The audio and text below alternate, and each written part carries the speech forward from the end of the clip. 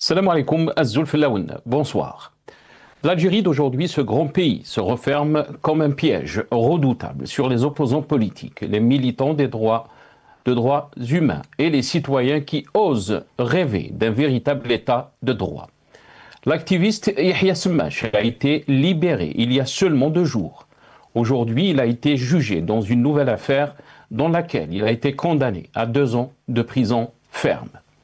Le défenseur des droits humains et prisonnier d'opinion, l'Arbi Tahar, entame son 89e jour de grève de la faim à la prison d'Abedla, dans la wilaya de Béchar, alors que son état de santé se détériore gravement. Lounis Saïdi, cadre de l'UGTA, secrétaire général de la Fédération des cheminots, est condamné arbitrairement à 2 ans de prison et 100 millions d'amende. Le RCD et le PT ont réagi à cette condamnation qui marque pour eux une étape inquiétante dans la criminalisation de l'action syndicale en Algérie. Il y voit un glissement vers une remise en cause ouverte des libertés syndicales garanties par la Constitution. Les lois liberticides qui ont été adoptées récemment, comme la loi sur l'information et les médias écrits, électroniques et audiovisuels, la nouvelle loi sur l'activité syndicale et associative, la loi sur les partis politiques et un texte liberticide. La criminalisation de l'action politique est érigée en système. Cette dérive de l'arbitraire a pris plusieurs facettes, dont la mise au point de lois assimilant l'action politique au terrorisme, comme l'atteste le fameux article 87 bis du Code pénal, utilisé pour justifier les poursuites et les arrestations arbitraires. Jamais dans l'histoire de l'Algérie indépendante, il n'y a eu autant de violations des droits de l'homme. Jamais on a vu les libertés bafouées et compromises. Jamais les activités culturelles, académiques ne se sont trouvées dans cet état de liquéfaction incapable de produire. Nous débattrons avec nos invités juste après cette petite intro.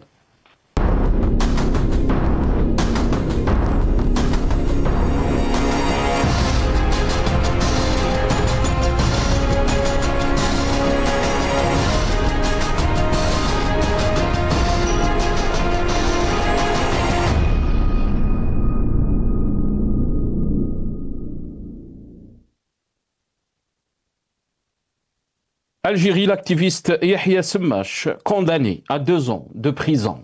C'est le titre de notre émission pour ce soir. Et pour en parler, j'ai le plaisir d'accueillir dans cette émission M.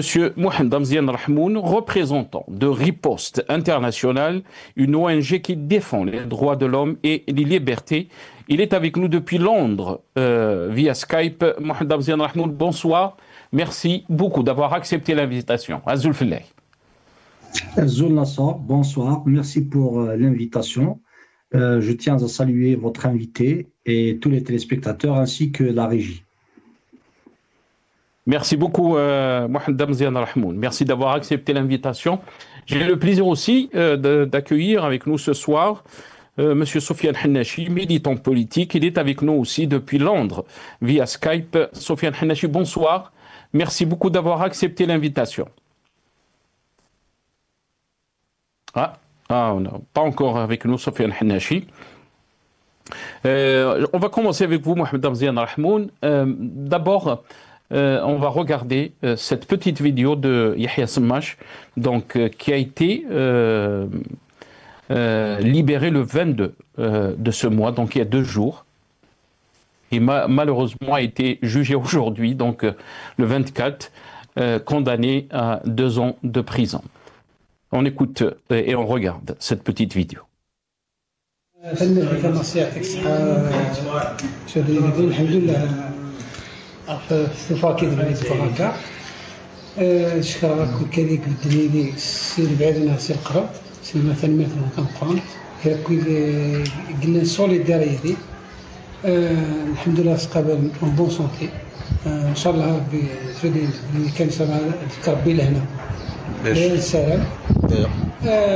سلامي وك كركون يدير الدنيا لناس لكن لم تمرت انا صغرت تمرت دارني تخممين راه تخممها في كتجي الزفيري مساكين دارنا مازال سندارني بيدي طويدون ان شاء الله تكمل ان شاء الله هذا الحقنا اللي طفرنا في اللي الزفيري لا شو دينا ماسي الماكل الفرحه ماشي كاين زاد اونجاجي الفرحه اللي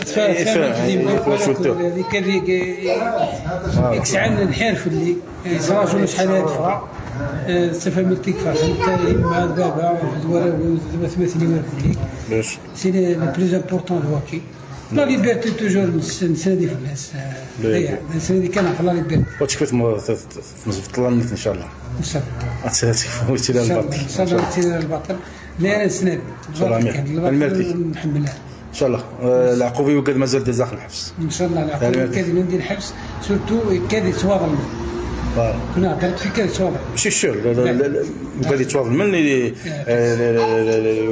محبسنا الراي محبسنا الراي بوكو ويلي يتواضع من اون جينيرال المرتي كاع مليح دونك الساقي قال لك يدك خاميك قال لك يدي تدار فيك قال لك يتفرض لا ليبرتي ربو بياش من نوع تكمل هذا نوع هذا يكمل هذا يزولين سورتو يزولين سي سور هذا تجي ديجا بياش غنسمحن نفوسنا دنو غندانا ميدان نبوزي كان ما بوزي شطحان كان عندك راه رونديفو يا زوالين دوال على الرول ان شاء الله ان شاء الله يوم Voilà, donc Yahya Semash, que vous venez de voir dans cette vidéo, c'était donc il y a 2 jours de ça, chez lui.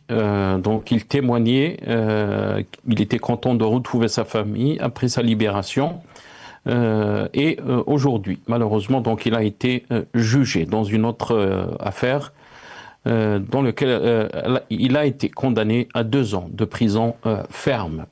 On est en train de voir donc ce poste de Zakaria Hendash el-Bouira, تم إدانة حميد بالقاسمي ويحيى سماش بعامين حبس نافذة مع الإيداع المتابعين بجنحة نشر منشورات من شأنها الإضرار بالمصلحة الوطنية تحت طائلة المادة 96 من قانون العقوبات.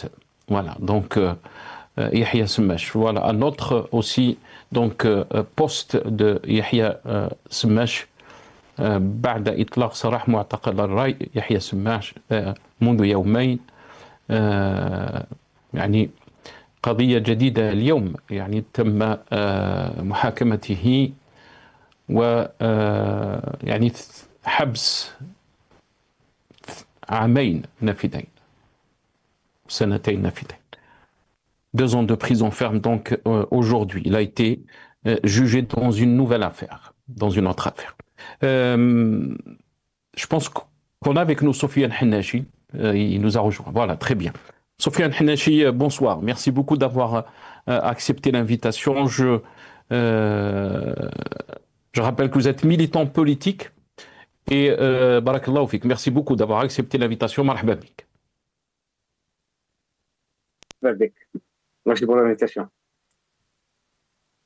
Barakallahu fik. Je pense qu'il y a un petit souci de son. On va essayer de régler ça. Mohamed Damzian Rahmoun, je commence avec vous.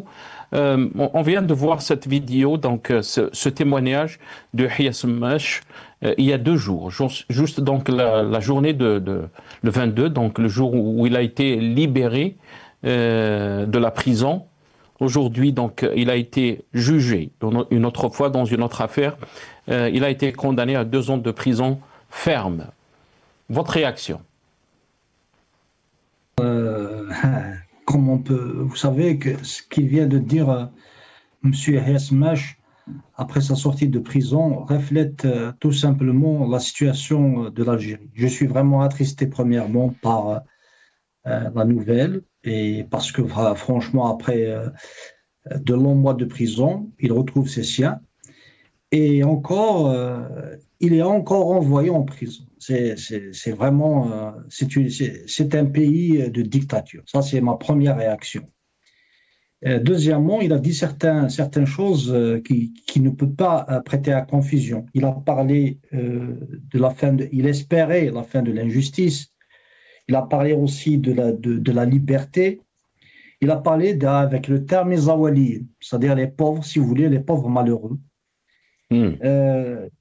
Tout ça, tout simplement, pour dire qu'il y a une frange de la société algérienne, c'est l'Algérie profonde.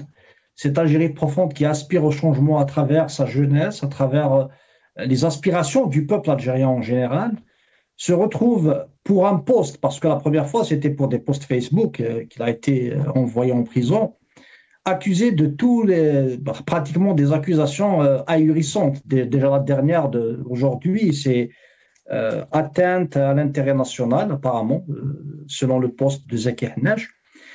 On comprend que le régime algérien en veut à cette Algérie profonde qui il ne veut pas se libérer. Pourquoi M. Hanech a parlé de liberté? Parce qu'il a compris que l'ADN de l'Algérie, en fait, des Algériens, la liberté fait partie de notre ADN. C'est pour ça qu'il l'a cité, qu'on la cite. Non, même dans nos slogans, le mot amazir, c'est homme libre, qu'on le veuille ou pas. Donc, c'est une population nord-africaine qui, à travers des siècles, tout simplement se sont battus contre différents oppresseurs et qui se retrouvent par une forme, je dirais, inscrite dans notre ADN et bien sûr de nos aspirations. Donc, le mot liberté qu'il a utilisé, il a deux sens. Et quand il parle d'injustice, ça reflète le hugra, ça reflète les haragas, ça reflète la situation, la mal-vie que sent l'Algérie profonde, que le régime algérien n'arrive pas à traduire par des actions concrètes en vue d'améliorer le vécu des Algériens. Et surtout, bien évidemment, quand on parle de vécu, ce n'est pas que manger, ne sont pas des tubes digestifs, et aussi s'exprimer, se réunir, participer à la décision politique.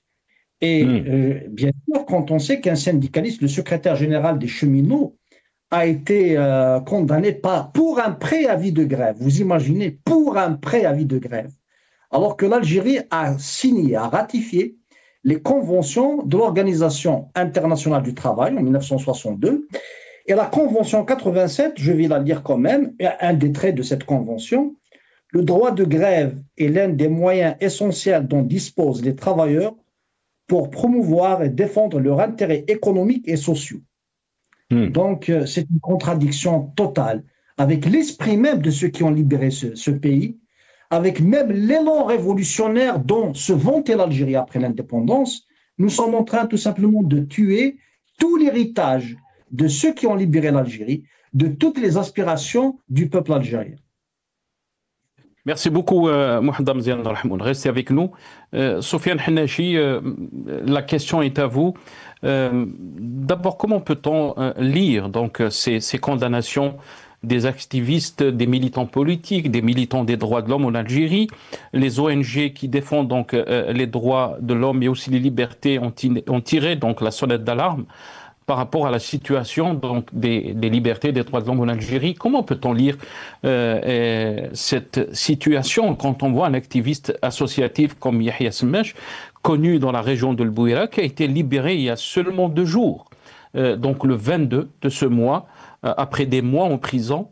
Et aujourd'hui, donc, il a été jugé dans une nouvelle affaire et il a été condamné une autre fois à 2 ans de prison ferme. Et quand on voit aussi la situation aussi de l'Arbi Tahar, ce prisonnier d'opinion qui a entamé donc une grève de la faim qui est à son 89e jour de grève de la faim à la prison de l'Abdallah, yani d'Abdallah, dans la wilaya de Béchar. Et notre ami aussi, Mohamed Zian Rahmoun, l'invité à parler de la situation de Lounis Saïdi, le cadre de l'UGTA, secrétaire général de la Fédération des cheminots, qui a été condamné aussi à 2 ans de prison et 100 millions d'amende. Pourquoi? Parce qu'il a déposé un préavis de grève fin juin pour revendiquer des hausses salariales et s'opposer à l'ingérence de la direction dans les affaires syndicales. Bien sûr, le RCD et le PT ont condamné cette condamnation et bien sûr pour les 2 parties, cette condamnation marque une étape inquiétante dans la criminalisation de l'action syndicale en Algérie. Votre réaction, Sofiane Hannachi? Merci, Nasser. والله شوف ces 5 dernières années يعني le pouvoir algérien ils ont arrêté, condamné des militants, des journalistes de manière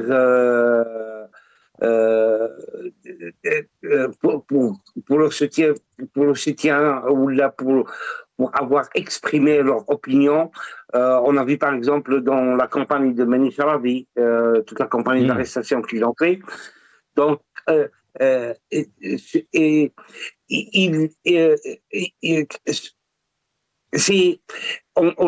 j'ai l'impression que ce pouvoir, il exerce ces injustices pour donner l'exemple au reste, pour faire taire tout le monde. Donc, même les journalistes d'ailleurs. On a vu dans le cas du journaliste de Soroc qui a publié un article sur des dates qui ont été refoulées de France. Et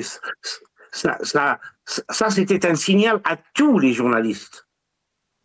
C'est-à-dire que, voilà, on sème la peur, et pour faire tout le monde, c'est une dictature, malgré que tout, si vous voulez, si vous voyez les inculpations ou les accusations, en fait, c'est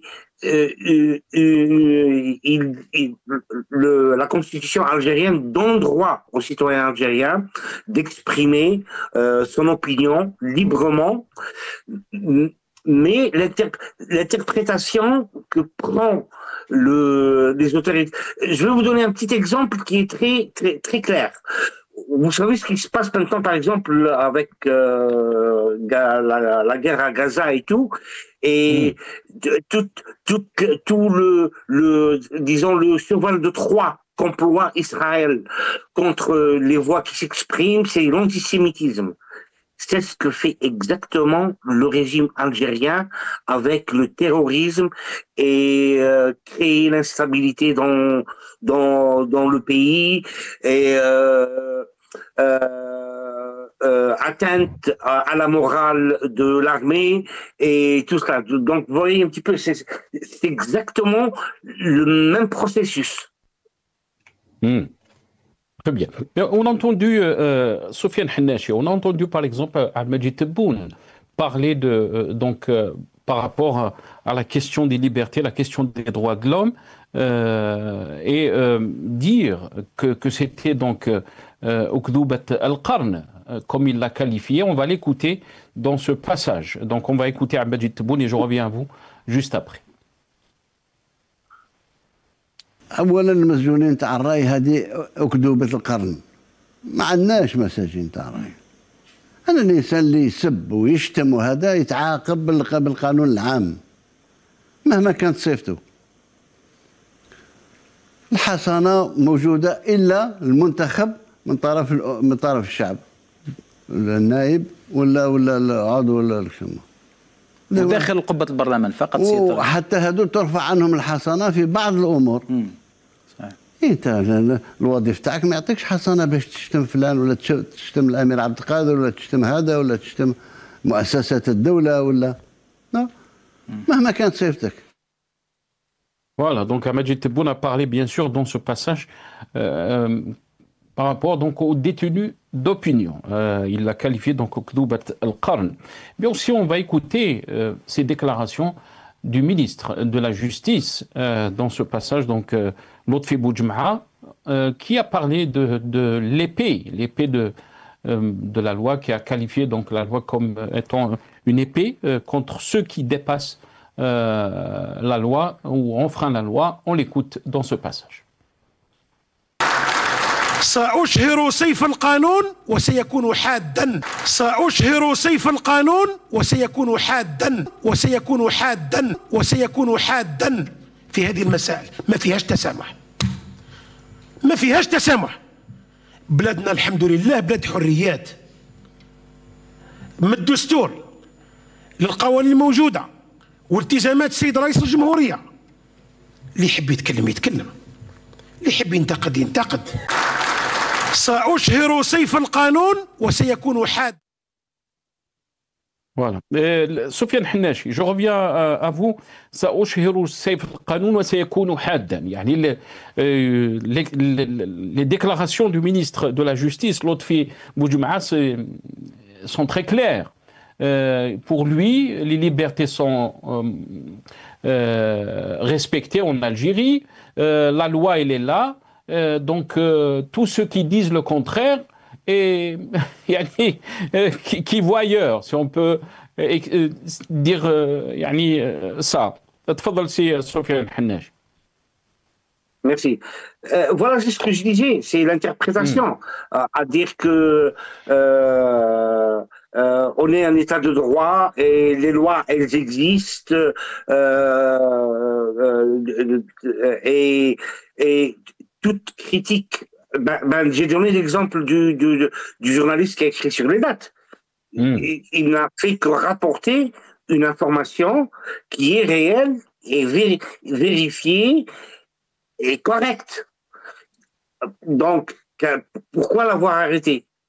C'est parce que ça nuit pour l'État, c'est une insulte. C'est peut-être des religies, hein.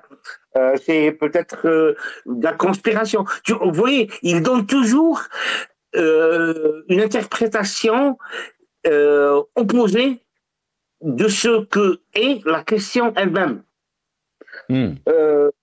Donc voilà, vous pouvez on critique par exemple un côté sur le côté économique, ils le prennent pour des insultes, ils le prennent pour dégradation de langage, ils le prennent de cette manière, voilà.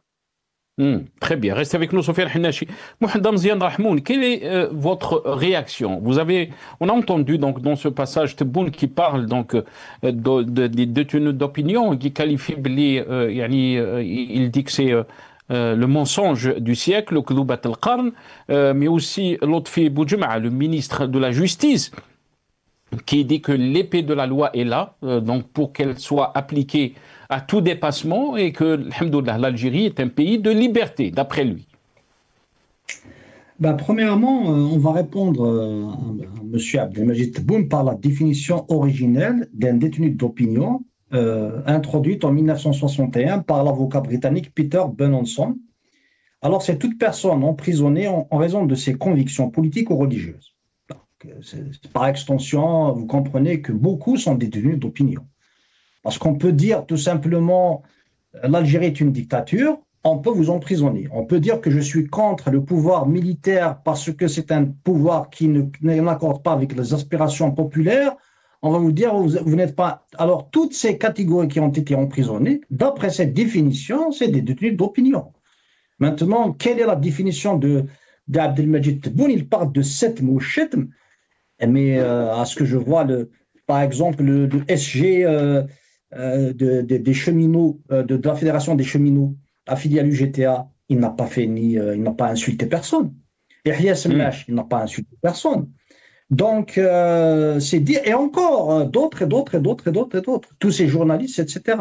Tous les journalistes qui ont été emprisonnés, et bien évidemment, jusqu'à maintenant, il y a déjà d'autres qui sont encore emprisonnés. Et c'est pour vous dire tout simplement que, en réalité, ce sont des détenus d'opinion. Il ne s'agit pas de manipuler par le langage, c'est une forme de ne pas admettre une réalité alors que c'est une réalité qui saute aux yeux. Et maintenant, j'aimerais rebondir sur le fait, par exemple, de l'exemple donné par les dates. Il faut comprendre que le régime algérien est en train de donner un message, mais, je vais le dire en algérien, madkhalkoum, c'est-à-dire ça ne vous regarde pas. Tout ce qui a trait à la gestion, aux affaires publiques ne vous regarde pas. C'est ça ce qu'on appelle une dictature, si vous voulez, en d'autres termes.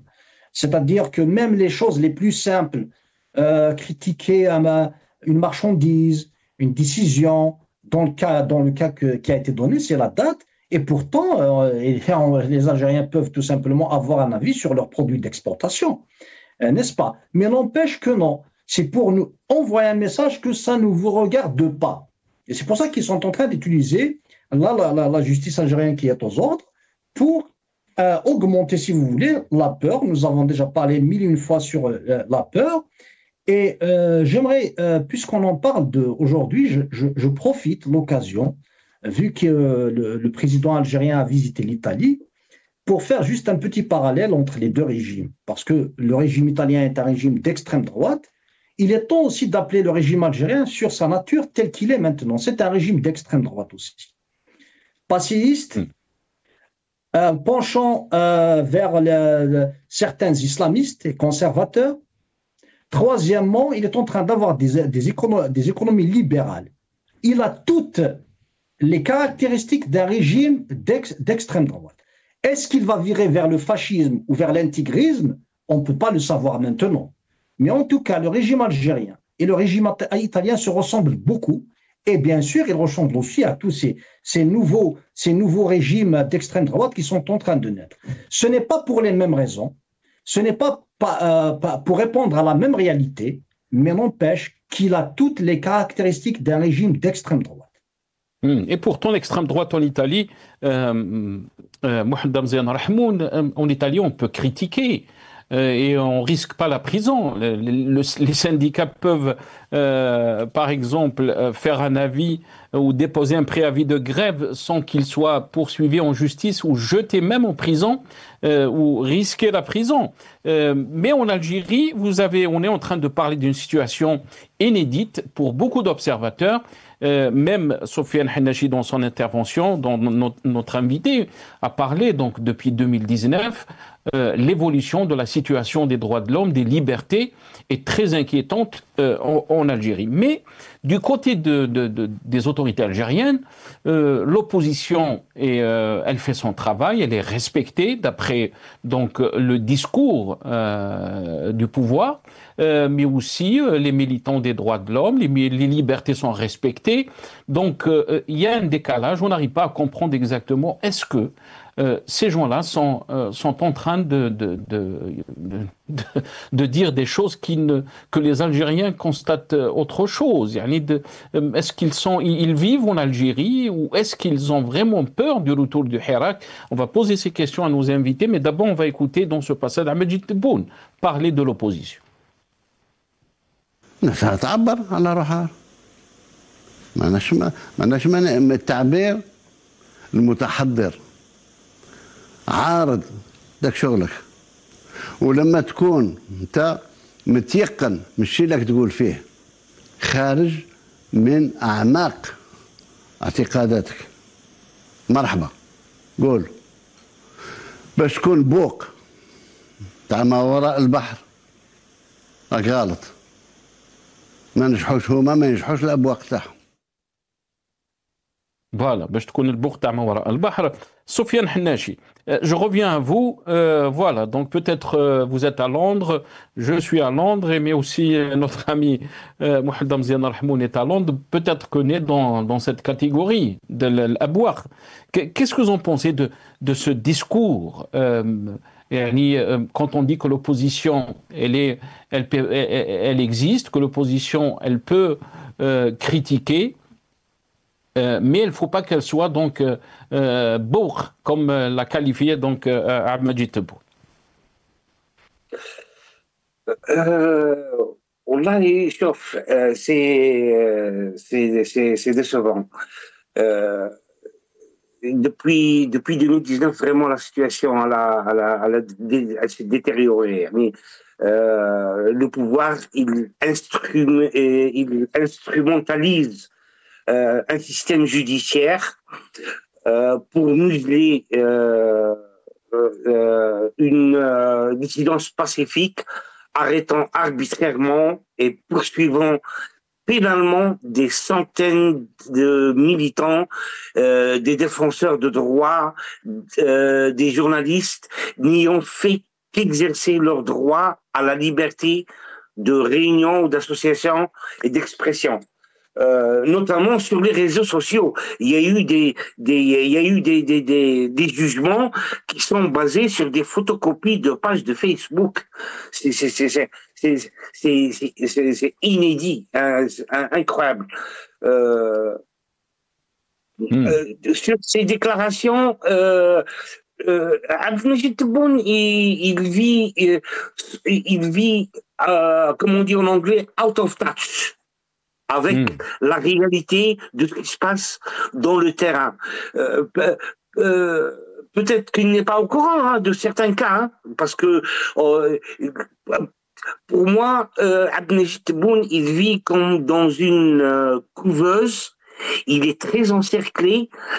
Il peut pas communiquer directement avec une partie directe dans l'exécutif ou dans l'opérationnel.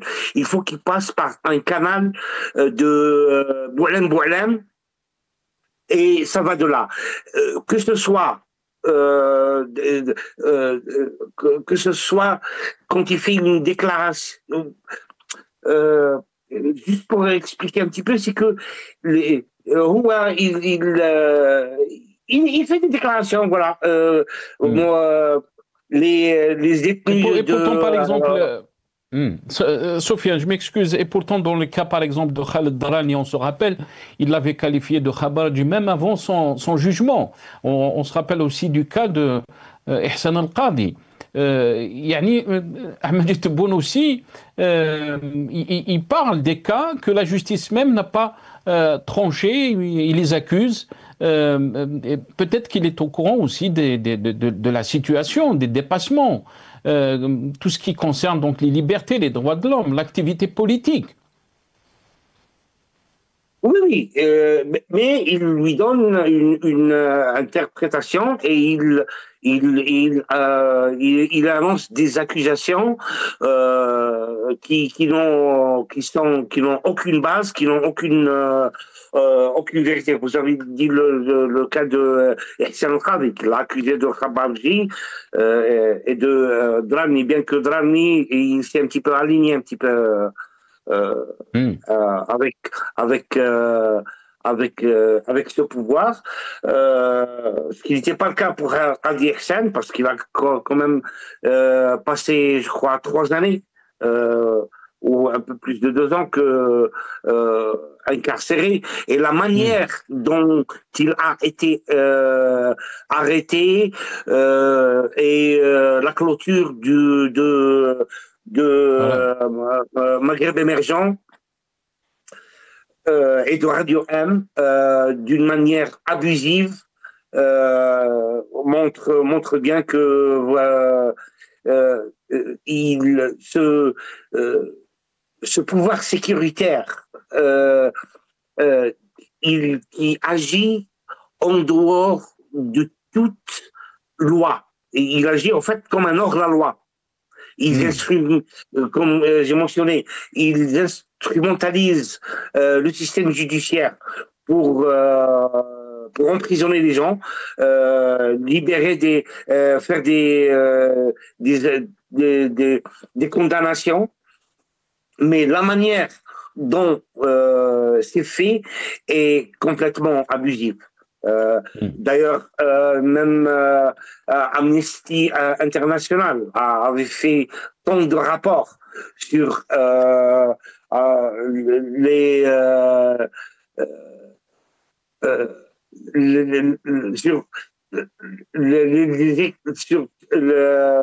manière dont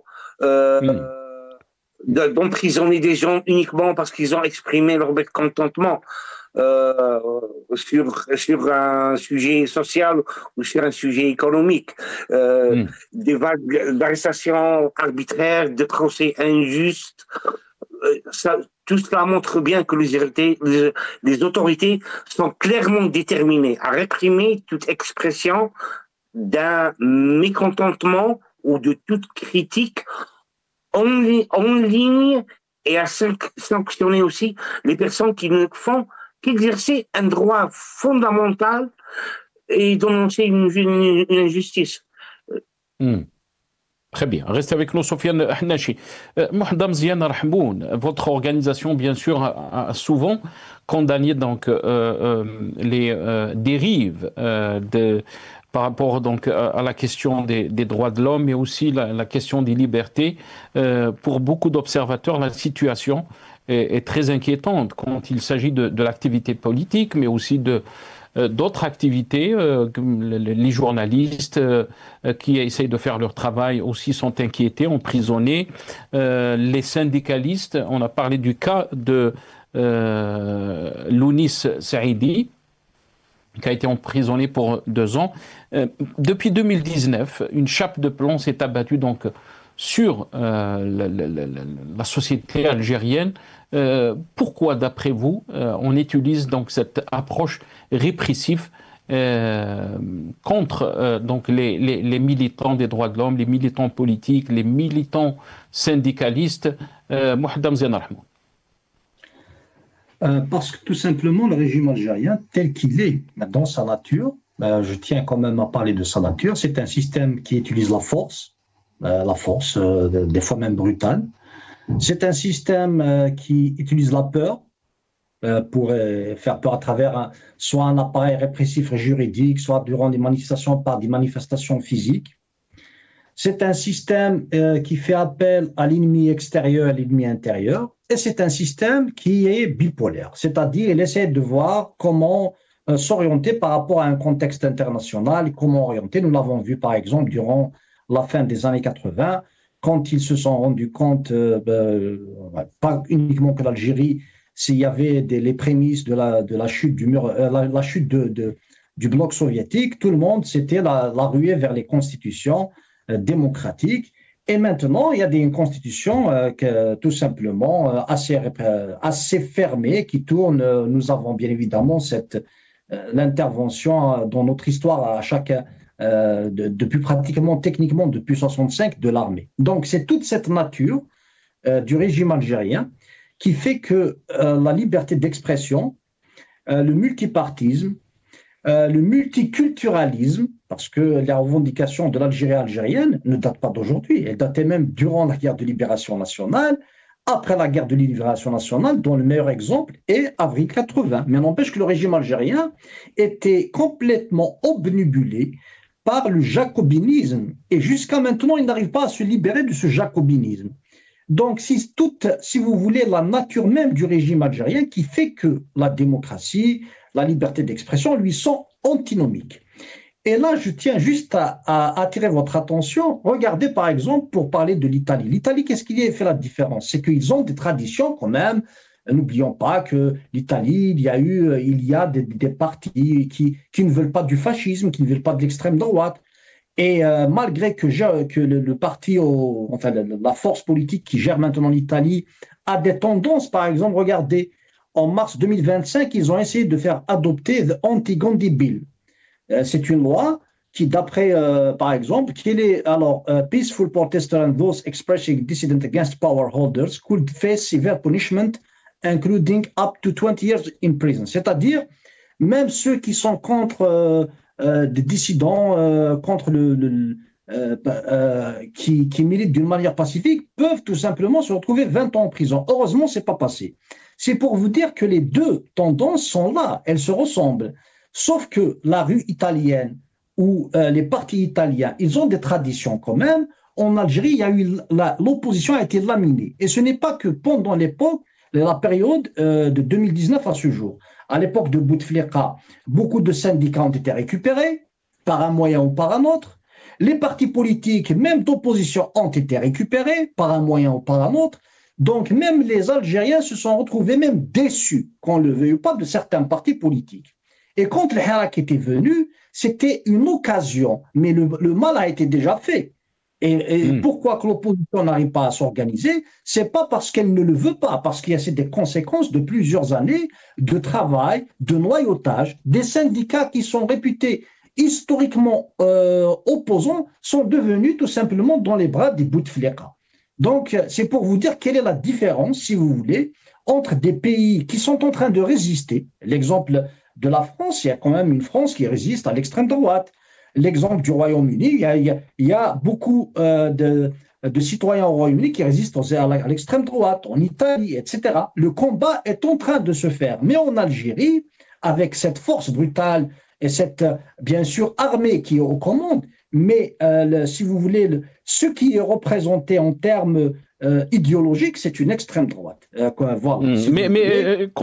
Est-ce qu'on peut faire le parallèle, Mohamed Damzian Rahmoun, quand on parle de la France, on peut dire par exemple que peut-être l'extrême droite ou d'autres pays ont fait des avancées, mais ça ne veut pas dire que les institutions sont peut-être influencées par ces extrêmes droites. Il y a les institutions restent des institutions fortes, indépendantes, comme en France par exemple, ou en Italie. Mais le cas en Algérie, est-ce que vous pensez qu'on peut faire ce parallèle alors qu'en Algérie on parle d'un système qui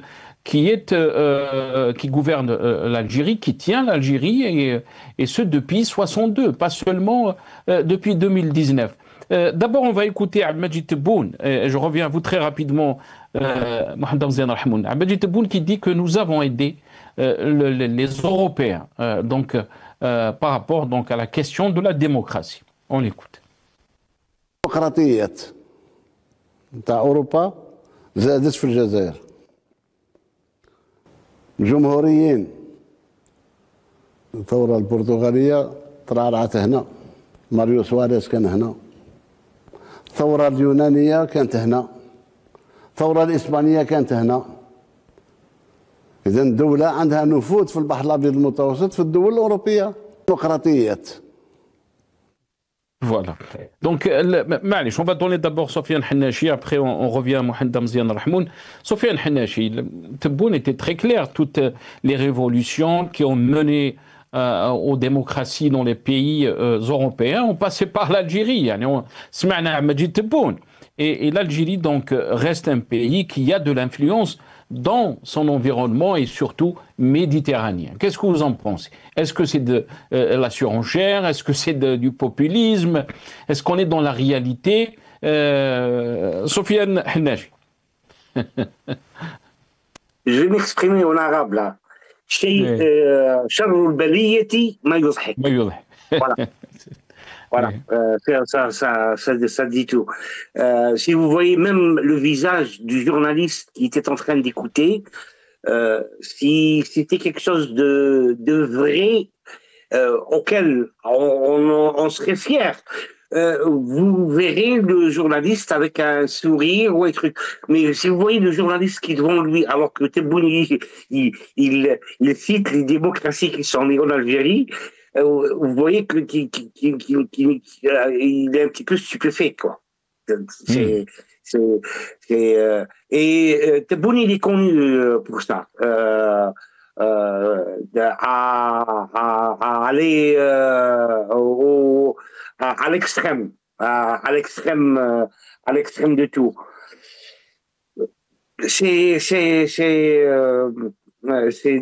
Voilà, c'est désolant qu'on en soit là et que l'Algérie est bafouée de cette manière.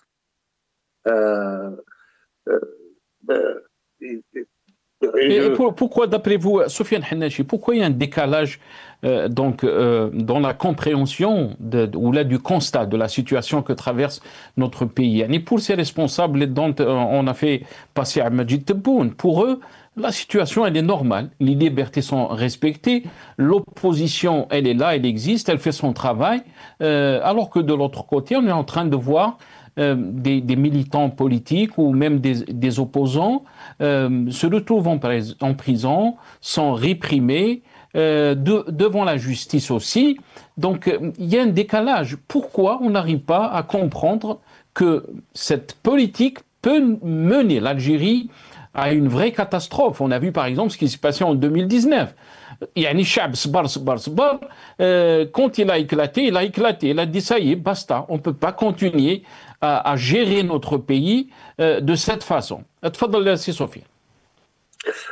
والله شوف, si on fait peut-être même un petit comparatif peut-être à l'ère de Bouteflika ou au début de l'ère de Bouteflika, même s'il y avait de la répression, et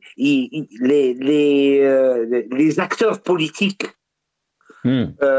ils avaient quand même un certain savoir-faire, un certain langage politique, quoique quoique c'est un langage fallacieux, mais il y avait, dès l'arrivée enfin, le pouvoir que Tebboune, quoi qu'il n'a pas le pouvoir vraiment lui,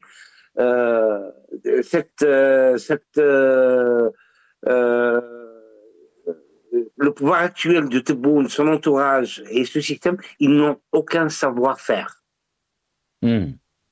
Ils sont en train de, ils ont pris la main mise sur le pays, mais la manière de s'adresser, de faire de la politique, ce n'est même pas de la politique, ça.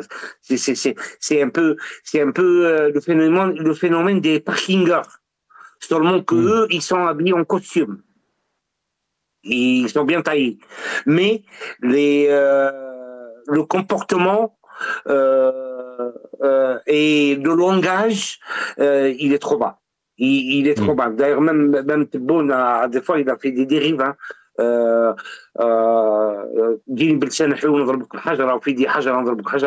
président vraiment qui descend à ce niveau,